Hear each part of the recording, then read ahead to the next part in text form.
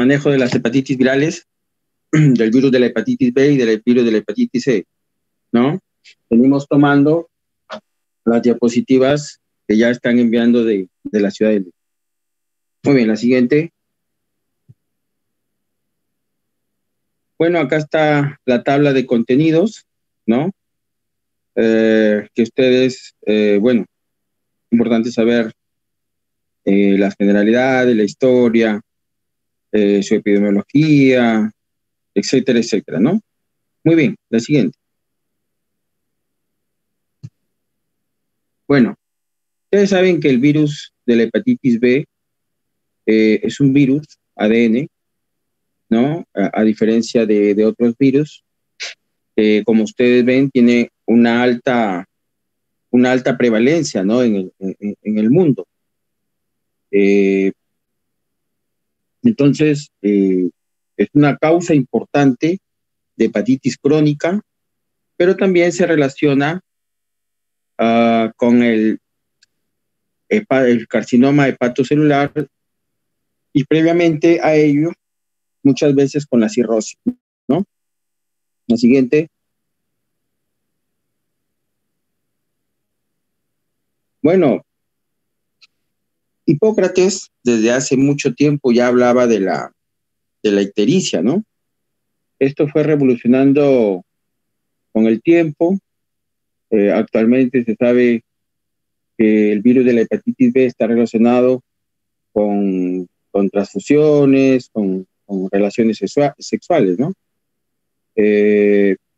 Pero también ya en esas épocas, pues, se hablaban de vacunas, de jeringas como causas probables de transmisión. La siguiente.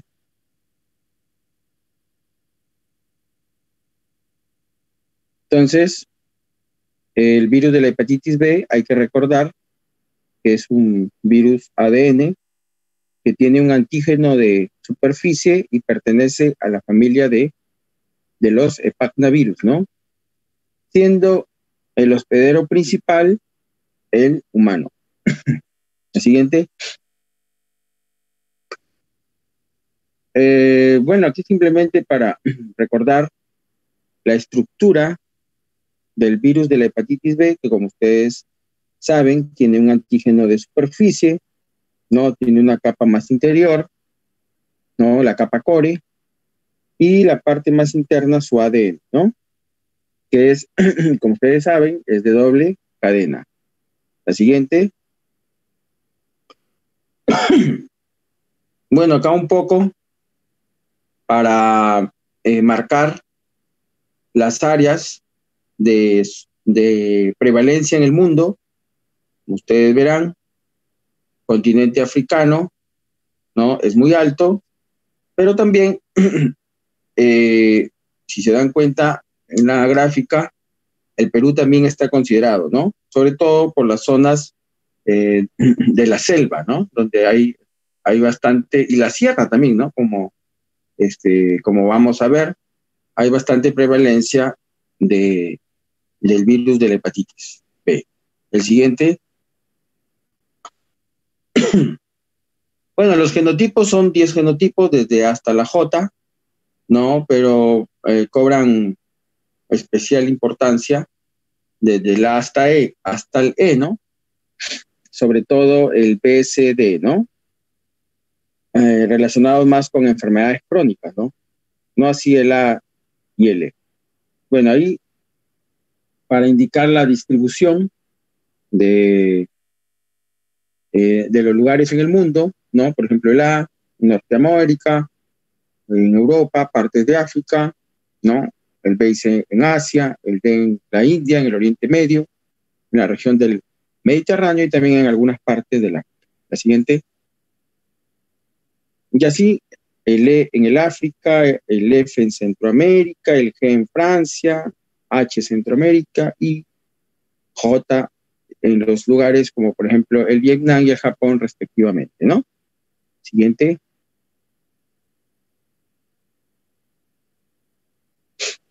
Bueno, se dice que el genotipo A y B tiene mayor resultados con el interferón pegilado, ¿no? Pero el G y C hay mayor riesgo de resistencia o de infección a los medicamentos. La siguiente. Bueno, recordar que el riesgo de transmisión es por contacto parenteral de las mucosas. Existe también una transmisión vertical, ¿no? De madre a hijo, ¿no? Percutánea, ¿no? Inclusive se dice que pincharse con una aguja y la posibilidad de contagiarse con el virus de la hepatitis B es más alto que pincharse y infectarse con el VIH, ¿no? Por ejemplo, ¿no? La siguiente.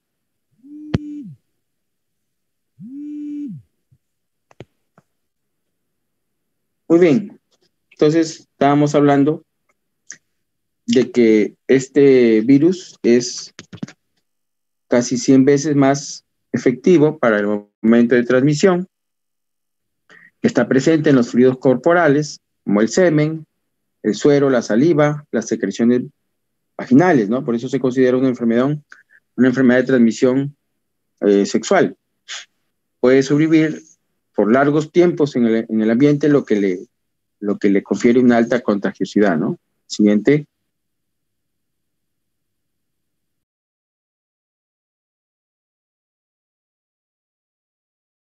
La primera fase, ¿no?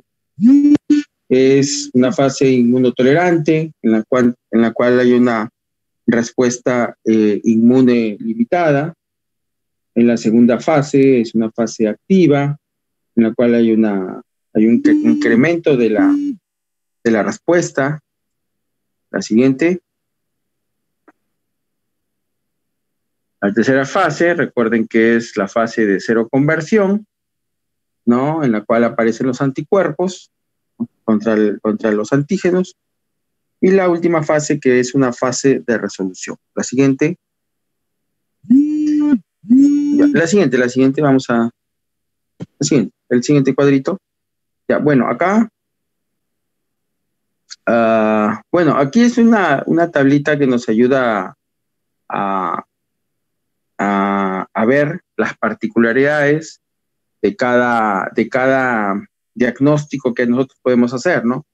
Por ejemplo, que tenemos un paciente con un virus de la hepatitis B aguda, tenemos el antígeno de superficie es positivo, los anticuerpos contra el antígeno de superficie van a ser negativos, ¿no? Los anticuerpos IgM-core van a ser positivos, ¿no? Los anticuerpos anticore tipo IgG van a ser positivos también.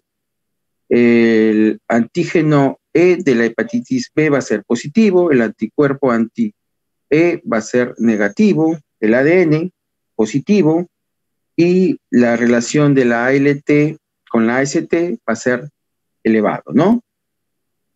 En cambio, por ejemplo, si ponemos un vacunado, el antígeno de superficie tiene que estar negativo, el anticuerpo contra el antígeno de la superficie va a ser positivo, el anticuerpo tipo IgM va a ser negativo, el anticuerpo IgG va a ser negativo, el antígeno E negativo, el anticuerpo anti-E negativo, el ADN negativo y la relación AL-AST va a estar normal, ¿no?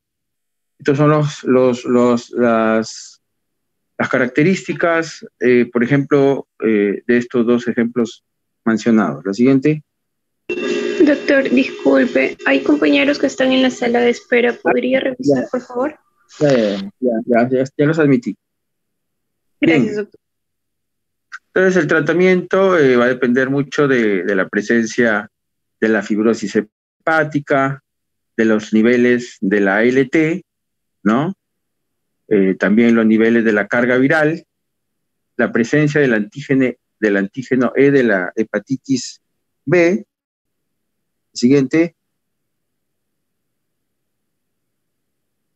Bueno, hay scores, ¿no? Hay scores para evaluar la fibrosis hepática y en base a eso orientar el tratamiento, ¿no?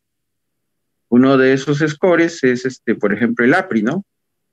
En el cual la relación de la TGO dividido entre el límite superior normal por 100, ¿no? Todo eso dividido entre el recuento de plaquetas, ¿no? De aquí vamos a ver más adelante las cifras. Y lo otro es la elastografía, ¿no? Que prácticamente es una técnica que mide ondas elásticas, que nos permite ver la fibrosis hepática, pero de forma no invasiva, ¿no? Y esta medición se da en kilopascales. Siguiente. Entonces acá relacionamos, ¿no? La escala APRI con la escala Metavir, ¿no? Para hacer un parentesco. Entonces, para un APRI menos de 0.5, ¿no? Entonces, la interpretación es que hay ausencia de fibrosis significativa. Eso corresponde a un F0 de la escala Metavir o a un F1, ¿no? El F0, ausencia de fibrosis, y el F1, fibrosis portal sin septos. De 0.5 a 1.5 es una fibrosis probable, ¿no? Corresponde a una fibrosis portal con algunos septos. Entre 1.5 y 2 es una fibrosis significativa, y eso corresponde a un F3 en la escala de Metavir, ¿no? Entonces hay una fibrosis con numerosos septos, pero sin cirrosis. Y mayor de 2, bueno, ya es una cirrosis que corresponde a un F4 de la escala de Metavir. Muy bien, la siguiente. En cambio, si usamos la elastografía, un valor de menos de 7 kilopascal corresponde a un F0 o a un F1 de la escala de Metavir, en la cual hay ausencia de fibrosis, ¿no? O hay una fibrosis portal sin septos. Entonces, de 7.9, de 7 a 9.4, una fibrosis moderada, es un F2 de Metavir. De 9.4 a 12 es una fibrosis significativa, que es un F3 del Metavir. Y mayor de 12 es una fibrosis grave, que corresponde a un Metavir F4, ¿no? Eso es una cirrosis. La siguiente. Bueno, para tomar la decisión de dar el tratamiento a un paciente, se van a presentar una serie de escenarios, ¿no?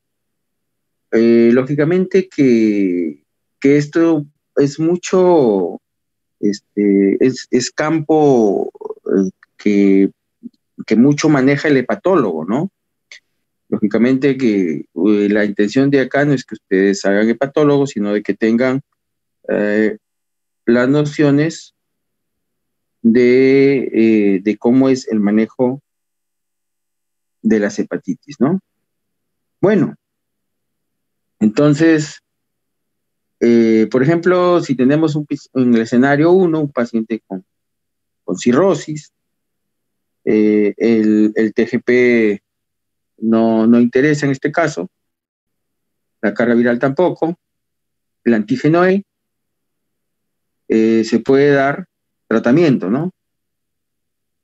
Por ejemplo, si tenemos el escenario, por ejemplo, 3, paciente sin cirrosis, una TGP anormal, una carga viral más de 2000, el antígeno E, bueno, no interesa en este caso, también se le puede iniciar tratamiento. Pero, por ejemplo, si vamos a un escenario 7, ¿no? En la cual no hay cirrosis, el TGP está persistentemente normal, la carga viral está más de 2000, el antígeno E es negativo, se recomienda diferir tratamiento, ¿no? Muy bien, la siguiente. Bueno, el interferón pegilado, ¿no? Se usa mucho en el tratamiento del virus de la hepatitis B, ¿no? El alfa 2, recuerden, hay dos clases de interferón pegilado, ¿no? En este caso, el interferón pegilado alfa 2 se da una dosis de 180 microgramos una vez por semana, o se da entecavir 0.5 vía oral una vez por día, o tenofovir 300 miligramos vía oral una vez al día, ¿no? Acá hay que tener en cuenta que el interferón pegilado se debe tratar por 48 semanas, por ejemplo, y el entecavir no hay que darlo en pacientes que ya, por ejemplo, han estado tomando la amivudina, ¿no? Otro esquema de elección, por ejemplo, también sería cuando hay una coinfección con VIH y virus de la hepatitis B, ¿no? El tenofovir se da 300 miligramos, más ampicilina 200 miligramos, o más otro fármaco antirretroviral. Y el tratamiento es indefinido, ¿no? Pero ustedes lo que tienen que saber acá, al menos es los fármacos que se usan, ¿no? Por ejemplo, el interferón pegilado, el entecavir, ¿no? El tenofovir, ¿no? Porque yo creo que las dosis sería pedirles mucho, ¿no? Que se las estén aprendiendo. Muy bien, la siguiente, el virus de la hepatitis C, continuamos. Bueno, el virus de la hepatitis C está relacionado con una hepatopatía de tipo crónico, ¿no? La siguiente. Bueno, acá un poco de historia, ¿no? Eso se le catalogó en algún momento como la hepatitis no A, no B, ¿no? Y se hizo estudios en chimpancés, ¿no? O sea, se detectaron en pacientes que eran negativos para virus de la hepatitis B y virus de la hepatitis A, ¿no? Entonces, se le llamó en algún momento la hepatitis no A, no B. La siguiente. Entonces, acuérdense que es un virus ARN, a diferencia del virus de la hepatitis B, que es un virus ADN, ¿no? Es esférico, es miembro de la familia Flaviviridae, ¿no? Y va a tener 6 genotipos principales, ¿no? La siguiente. Bueno, Asia y África está reportado con tasas muy altas, ¿no? Pero ya se piensa que hay 185 millones de casos del virus de la hepatitis C en todo el mundo. La siguiente. Entonces, eso lo vamos a encontrar en usuarios de drogas, pacientes que reciben hemoderivados, homosexuales, heterosexuales, ¿no? La siguiente. Entonces, las manifestaciones clínicas son muchas veces están relacionadas con una hepatitis aguda, inusual, ¿no? Y se ocurrirá pues las manifestaciones típicas que nosotros conocemos, ¿no? Náuseas, vómitos, diarrea, dolor, fiebre, malestar general, ictericia, ¿no? Transaminitis, laboratorialmente, ¿no? Pero esta hepatitis C es que hay que tenerla en cuenta porque puede llevar a la cronicidad en un alto porcentaje, ¿no? 75%. La siguiente. Bueno, entonces, interpretar una prueba para un paciente con sospecha de hepatitis C. Entonces nosotros pedimos anticuerpos contra el virus de la hepatitis C, sale positivo, entonces pedimos un estudio PCR cualitativo, el cual sale positivo, ¿no? Pedimos un PCR para hepatitis C, una carga viral, ¿no? Detectable. Entonces esto nos lleva a que hay una infección.